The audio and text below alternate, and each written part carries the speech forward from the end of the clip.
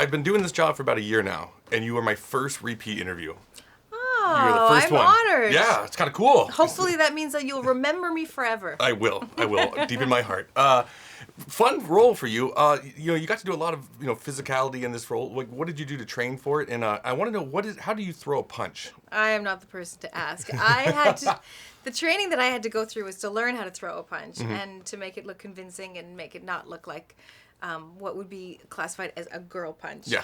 I mean, I'd always known you got to keep your wrists straight and level with your hand, and that you want to tuck in your thumb, and that you want to keep everything compact, and you want to follow through, that you don't want to sort of stop where you're aiming for, but you keep punching right through, and you punch from the shoulder. These are all things that I knew intellectually, but actually learning how to physicalize them and make them convincing was challenging. In our last conversation, you took some flack for this question, and I'm going to ask it for this role too.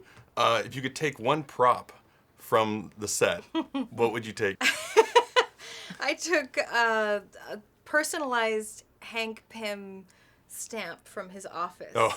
A rubber stamp for, stamping his documents that would have never showed up on camera. Nobody, but it was in there. It was in his little crazy room, and I was like, "Oh, that's a good take. I'm gonna pocket that one." Perfect. It seems like there was some room for improv on this set, and so can you speak of, like, was there a scene that was one of your favorites to shoot? Everything was improv on this set, and Yeah. I did not anticipate that. We were doing a scripted movie. We were not doing a comedy. So I got taken completely by surprise, and have to say, I think I was the only person that was completely uncomfortable improving.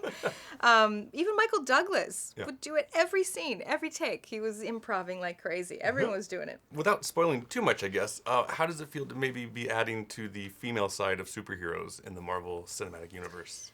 I would love to, if that opportunity should present itself. Hope is already, I think, just adding strength in female numbers, and that's fantastic. And she does hold her own in this film, and this sort of trifecta of Hank Pym and Hope Van Dyne and Scott Lang working together as equal partners on this heist is great. I mean, it was so much fun to be right there up there with the big boys. Yeah. And what was your initial attraction to the role? Initially, I was attracted to Paul Rudd.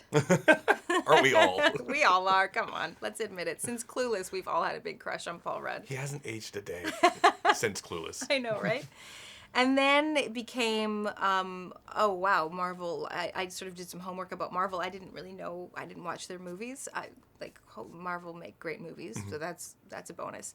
And then it became about the character, and I was really excited to play a character who was so angry and bitchy. I just thought that would be fun. It was something I'd never tried before. Yeah. And the last thing, real fast, what is your favorite Michael Douglas movie of all time? Maybe The Game. Oh, that's a good one. Yeah. Good one. It was a pleasure seeing you again. Nice.